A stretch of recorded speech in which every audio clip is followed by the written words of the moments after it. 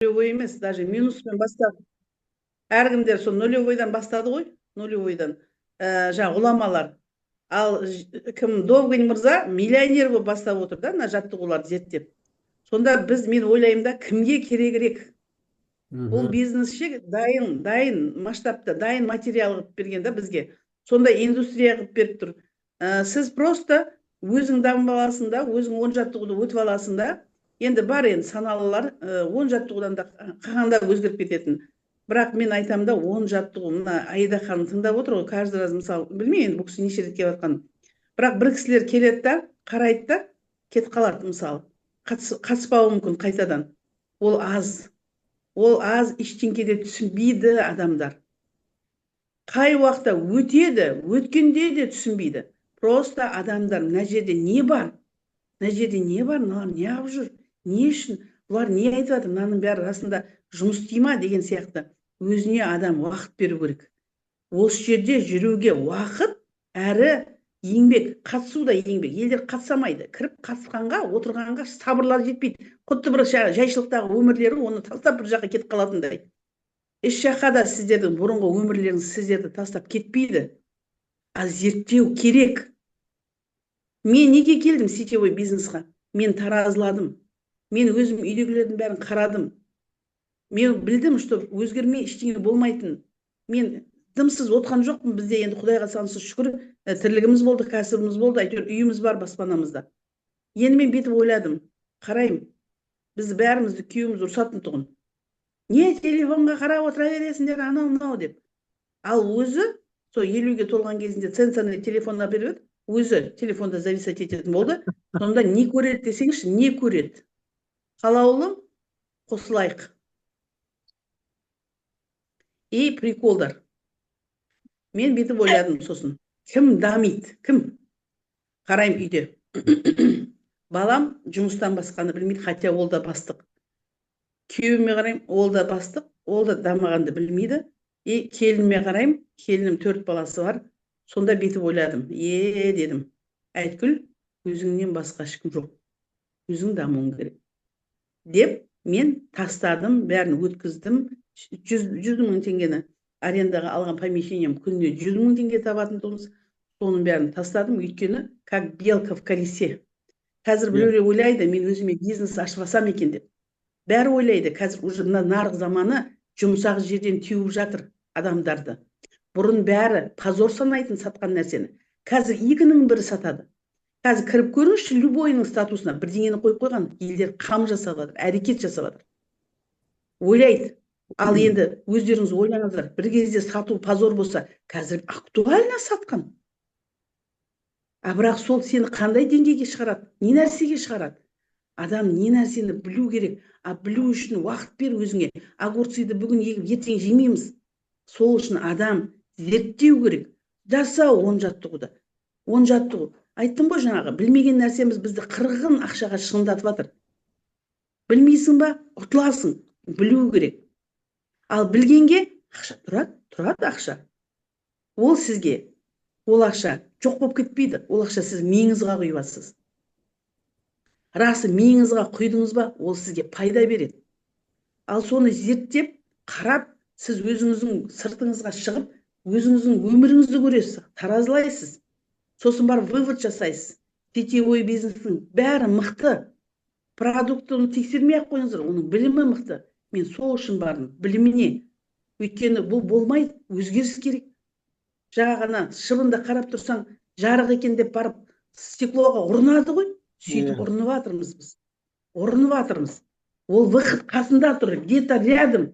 Соны зерттеу үшін неге мен қалаған нәрсем болмай жатыр? Жақсы нәрсенің бәрін Құдай Алла тағалам адам үшін жаратқан. Адам үшін. Адам пайдалану керек.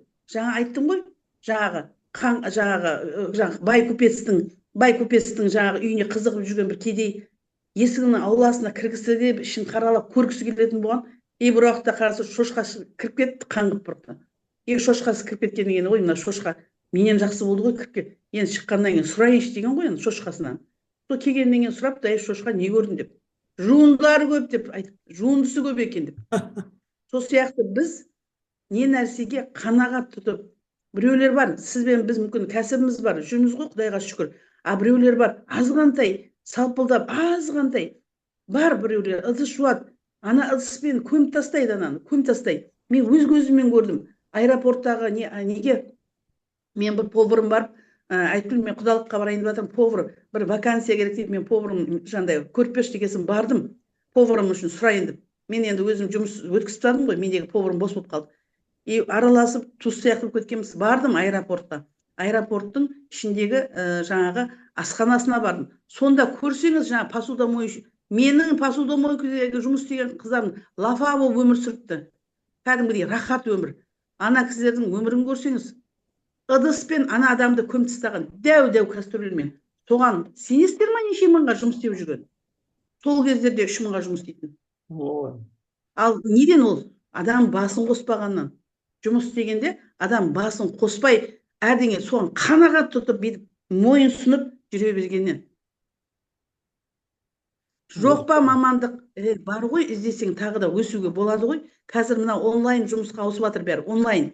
Енді сол онлайнның алды болайын да деген сияқты ниетпен қараса, Алла тағала кем ғой, береді ғой. Бірақ кәдімгі мұнараға кір десең, мұнараға даже кіре алмайды ғой. Әй, көрейінші. Осы қатын ерігіп жүрген жоқ қой, осы бірдеңеге кір деп жатыр. Әй, көрейін, мына әйел не істеп жүрген? Вроде серьезный, үлкен кісі. Көрейін деді. Әй, көрсе, ешкім жабысып қалмайды ғой. Не үшін кірмейді? Не үшін? Жұрттар өзгерістен қорқады, білгеннен қорқады, ештеңеге сенбегеннен кірмейді. Иә, дұрыс айтасыз. Ладно, ана тасты қарап жатырмыз ғой, біз ана тасты қарайсың да, бет қарайсың ғой, жібереміз, кірмейді. Ладно, кеттік ары қарай. Табылады біз сияқты адамдар, ізденетін адамдар. Мына Салтанат Әлменова, жабысып қалды ғой, кір деді, іздегені сол болды. Сондай адамның біреуіне кезігесің, сен үшін істемейді, бәрі өзінің бала шағасын, өзінің өсу үшін, өзінің өміріне керек нәрсесін алады да өздері үшін істейді. Сол үшін адам алды болу керек. Не нәрсенің алды болу керек? Ал кірдім ба мен сөйтіп қойған, мен қазір салыстыра аламын. Ол опыт па? Опыт. Мен қазір мына жерге келіп, сол 4 жыл құтты университетте оқыған сияқты, барғанша автобустың ішінде қашықтығына жұрттар, ойбай, Байсеркеден келесің бай. Мен қуанатын тұғым, Байсеркеден келетін. Мен барғанша зато қандай сабақ алып баратын тұғым. Қайтар кезде тағы да телефонымды зарядтап аламын, қайтып үйге келгенше сабақ алып келетін. Сонда бәрі сол ютубта тұрған материалдар. Сізді к чему-то учит. Сөйтіп мен 4 жыл сол жерде универді бітіргендей сабақ алып шықтым. Өте керемет білімі. Сол сияқты білген жақсы, білмеген адам ұтылады. Білу керек. Бер өзіңе жаңағы 50 мың теңгені төлеп басыңа тық жаңа сабақты. Көр. Байлық сенен басталу керек. Не то что материальный, не то что моральный. Өйткені қазір жоқ ешқандай адамдар тәлімге. Бізде қазақта жақсы сөз бар ғой, ана келінді бастан, баланы жастан деген. Оны әркім өзінің деңгейіне қарай салыстырады. Келінді келгеннен тоқпақтайды. Соны бастан екен деп түсінетіндер бар. Иә. Өсіп болмасын, басыма шығып болмасын деп. Сол енді ертең сенің ұрпағыңның балаларыңды өсіретін әйел сүмелек қылсаң, сенің балаң қайықтан өркөкірек болып, от болып шығады бала. Егер де келініңді сен сүмелек қылсаң. Иә. Сондайды да түсіндіретінге бізде жоқ қой ілім. Ал мұнарада білімді аласың, сен жұмысыңа пайдаланасың, коллегаларыңа пайдаланасың, балаларыңа пайдаланасың, байыңа пайдаланасың, өміріңнің қай саласына пайдаланасың ғой. Айтып отырмын. Сол 10 жаттығу, 10 жаттығу 1 сағаттан 10 күн көп па, аз ба? 8-ақ жаттығу. 10 күн өтесіз. Айткүл ханым, мен де бағандан айтайын деп келе жатқам. Мен жоқта 10 болып кеткен бұл 8 еді ғой деп. 8 жаттығу 10 күн сабақ. Енді қараңыздар, сонда айналып келген кезде өмір айтып жатыр ғой. Өздігіңмен бола алмасаң, болған елдің көшіне ілес. Көш кетіп баратыр. Көш бізсіз өседі, өнеді, байиды, өркендейді. Біз қайда боламыз? Біз қайда боламыз? Сол үшін оқу керек. Ал білім ешқашан құнсызданбаған. Дұрыс айтасыз. Енді қараңыз, сіздің айтып тұрғаныңыз, жаңағы ыдыс аяқ жуады, күніне 3 мың теңге. Күнде барады, пақайт етеді, күнде. Эмне ол жерде жаттыгуу жок. Онун кийин ол жерде жакшы эчтене жок. Кечке чейин ренжүү, оюнун баары жаман ой жанагы. Мына бәле болду ғой, анау бүйтті ғой, сөйтті ғой. А мына жерде не істейміз? 8 күнде, 10 күнде жаңағы күніне 1 сағаттан адамның өмірін ойлауды өзгертеміз ғой, ойлауды ғана өзгертеміз. Не ойласақ болады екен ғой, не айтсақ жасалады екен. Мына жерде миымызда қандай білім бар, сонымен ғана өмір сүреді екенбіз ғой біз. Соны айтып жеткізем жүрмін бәріне. Қайта айтам бәріне. Мына жеріңізде қандай білім бар, сонымен өмір сүресіз. Мына жерде білім жағы низкий, төмен білім болса, сол төменмен өмір сүресіз. Төмен болып өспейсіз еш уақытта. Пока біліміңізді жоғары көтермейінше. Біліміңізді жоғары көтересіз, жоғары деңгейге шығасыз. Одан жоғары көтересіз, онда биіктей ұшасыз. Білім екен ғой адамға керегі. Миға, мидың қорегі білім. Тамағы білім екен. Каждый раз оқыған сайын өзгеріс бола береді екен, жасала береді екен. Ал оқымасаң, сол күйі қаласың. Қандай деңгейдесің? Төменгі деңгейдесің бе? Төменгі деңгейден өспейсің. Жоғарғы деңгейге ортада тұрсың ба? Ортада тұрасың. Ал біліміңді чем больше көп аласың, чем өседі екенсің. Соған көзім жетті. Өте керемет айтылған. Елімізде бізде ше Қазақстанда оқудың ше авторитеті жоқ екен, жаңағы авторитеті жоқ да оқу деген ше оқу деген сөзді авторитеті жоқ. Өйткені 10 жыл бойы оқыған Катангенс, жаңағы синус Катангенс дегендер біз өмір пайдаланып жатырмыз ба? Өлі оқу олар, өлі оқу. Өмірде пайдасы жоқ оқулар. Дұрыс Сол айтасыз. сияқты өмірде пайдаланатын нәрсені міне осы жерде беріп жатыр. Өйткені бұл жердегі білім баулу, адамды баулу. Соны осынышы, Баулу өмірде. Приспосабливаться етеді. дұрыс айтасыз. Және жан жақты қолданады. Дұрыс айтасыз. Оқу десе жұрт неге шошиды? Кітап оқымайды ғой елдер. Оқи бастайды, ұйықтап қалады. Менің балам әрең дегенде үйренді оқуды. Айтады, мама, мен ұйықтап қала беремін деп. Мен айттым, нормально, басында ұйықтап қаласың. Ол да нормальный процесс. Бастайсың, ұйықтап қаласың, сөйтіп үйренесің. Бір кездерде сол 20 минут оқы дейтін жұрттар, қайтсем сол оқуды бастағанға үйретем дегендегі программа, ол 20 минут оқы дейтін. Ал сіз 20 минутке қойып оқыш, одан кейін 20 минуттың сенің стикат еткенге өшіресінде ары қарай 1 сағат оқисың. Сол сияқты ол да жұмыс. Жұмыс над собой. Ешкім бір күнде өзгеріп өсіп кетпейді.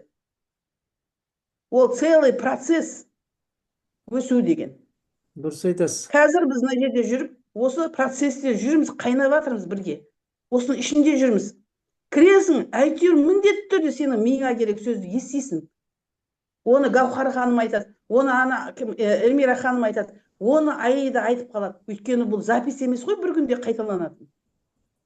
Қазір жаңағы коучтардың сатып атқан курстар неге жұмыс істемейді? 250 мыңға сатып атқан Мақпал Қаратайдың квантовый скачок дегендер. Олар өлі кәдімгідей запись береді. Сіздерде мынадай кері байланыс жоқ.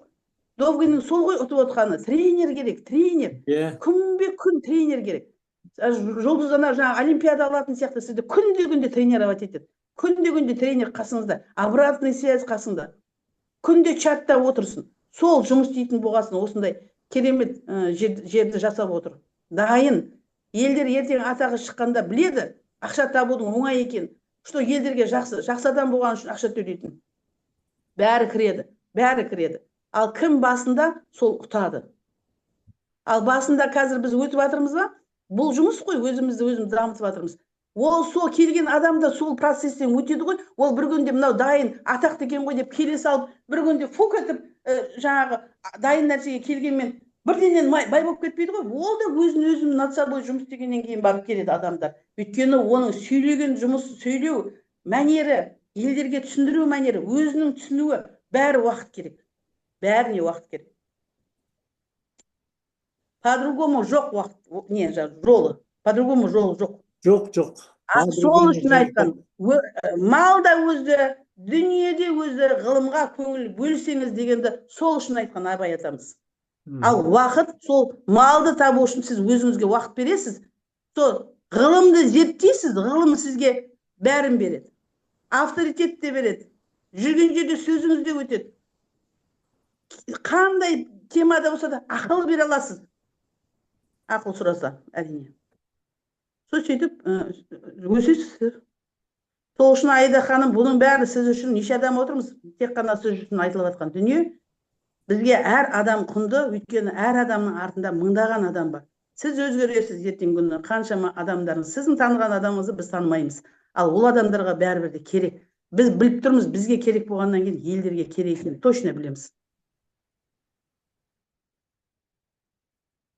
Дұрыс айтасыз. Мына Марғұлан Сейсенбайды айтқан, сіздің айтқан косинус, котангенсті мен оқығанда не пайда болды маған дейді. Вообще қолданғам жоқ дейді. Өмір қолданғам жоқ. Даже алгебра, геометриядағы барлық есептерді қолданғам жоқ дейді. Мен тек қосуды білем, алуды білем, көбейтуді білем, тең шыққанын білем дейді. Болды дейді. Қалған маған керек жоқ дейді. Ешқайсының керегі болған жоқ дейді. Мектепте алған білімнің біреуін қолданғам жоқ дейді. Ол рас нәрсе екен. Рас. Тільки ол жерден қосып азуды үйренеміз, қалғанның керегі жоқ екен. Ал оны пожизненно үйреніп алуға болады екен. Сондықтан мен бәрін айтам. Университетке түспей қойыңдар. Ешқандай университетке барып әуремеңдер, осында кеп бірінші сабақ албаңдар. Содан кейін шешесіңдер. Сонда сендер мақсаттарын табасыңдар, сол мақсатыңа байланысты оқисыңдар. Кезінде кімді айтқан? Генри Фордты айтқан. Универдің маған керегі жоқ дейді. Любой салада 2-3 ай оқып үйреніп алуға болады деген. Любой салада. Сондықтан мен де ештеңе оқығам жоқ деп Генри Форд вообще қанша көп класс оқымаған.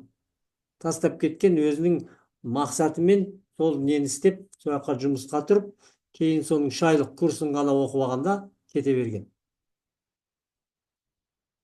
Тез үйренуге болады екен. Универдің қажет жоқ. Оны бізді обязанность етіп қойған. Сенде диплом болмаса, жұмысқа алмаймыз деген қорқыныш. Сөйтіп қорқытып, өкіметке жұмысқа алу үшін сөйтіп істеп қойған. Ал өкіметтен басқа жұмыс көп қой, оңай ғой. Өз жолын тапқаннан кейін өзіңмен өсе бересің, өзіңмен жүре бересің. Тек қана мақсат тапсаң болды. Сол үшін білім керек. Білім. Бекер айтпаған кезінде оқы, және тағы да оқы деген. Соны оқуды айтсаң, жұрттар жаны шошаяды ғой, сондай оқу екен деп ойлайды, оқы десе. Смотря нені оқисың. Дұрыс қой. Керекті нәрсені оқу керек қой. Соны енді адамдар түсінсе, жаңа сіз айттыңыз, әр адам құнды. Оның артында шынымен мыңдаған адамдар бар. Сол мыңдаған адамды сіз алып келіп көмектессеңіз, сөйтіп барып Қазақстанның жағдайын өзгертетін едік, жақсартатын едік. Бүткіл Қазақстанды әлемге танытатын едік. Сол үшін әр адам керек осында. Жігер мырза, негізі осы супер жамқа келгелі, келмей тұрғанды мен оны білмейтін едім ғой. Супер жамқа келіп, соны үйреніп жатырмын ғой. 60-қа келіп. Ё-моё, я твою. Қазір балдарыма айтсам, олар тыңдағысы келмейді ше. Они работают, пашут. Анау жаңағы немене, анаяққа барады, мияққа барады ақша табуға. А мына жерде құлақ салмайды, вообще даже включаю. Ой, мама дейді да, басқа жаққа кетіп қалады ғой. Мен бір нелер көргенім, кішкентай кезімде мен ерте кітап көп оқитын. Соны екі досыма постоянно айтып береді. Сабаққа бара жатқанда ертең айтып берем, қайтарда ертең айтып берем. Сонда мектепте отырып мен сабақтарды көріп болғаннан кейін кітап шығарып астынан кітап оқып отыратын. Өзім бандит болдым және. Төбелестің бірінші орында жүретін. Бірақ кітап жақсы көретін. Ерте кітап оқитын. Қажымұқанды оқығанда қызығатын, қалай күшті деп. Содан кейін жаңағы Тарзанды оқығанда вообще оған қызығатын, бір фантастика сияқты болатын. Оның кейін ерте кітаптың бәрін оқып шыққам. Алпамыс батырымыз қандай күшті, не қалай отқа салса жанбайтын, не деген мықты деп ойлайды. Кейін бастық тасыған кезде газет оқып шығардым. Өйткені бәрі газет оқып политиканы білу керек. Сөйтіп ойладық. Сонда караванмен елерді жібермейтін жаңағы. Времясы бар, бәрін. Пятница күні алып оқып шығам түгел. Солардан қалмаймын. Кейін кітап оқуды бастадым. Онда да өңкей жаңағы нелер, детектив бірдеңелер ғой анда ол кезде. Әртүрлі. Сонда оқыдым. Оның кейін барып мен секретті оқығанда басқа мышление кетті. Басқа ой кетті. Содан бастап мен Брайан Трейсиді оқыдым. Жаңағы Карнегидің кітабын оқыдым. Содан кейін кім бар? Наполеон Хиллдікін оқыдым. Богатый папа, бедный папа. Содан кейін тағы кім бар? Кімді көп тыңдадым? Кім еді? Орыс. Кенже екеуміз тыңдадық қой.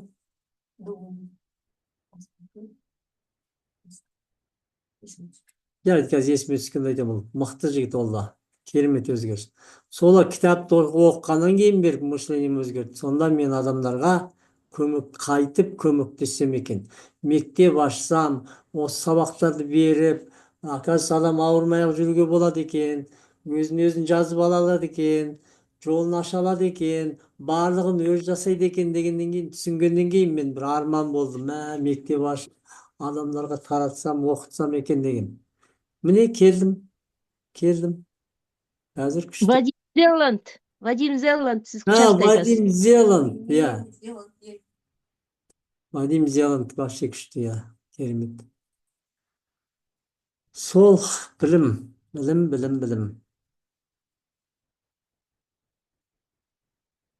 Жақсы, онда сағат 12-ден кетті. 1 сағат уақытымыз өтті. Күлдік, көңілімізді көтердік, кейін сағат 3-те күлеміз.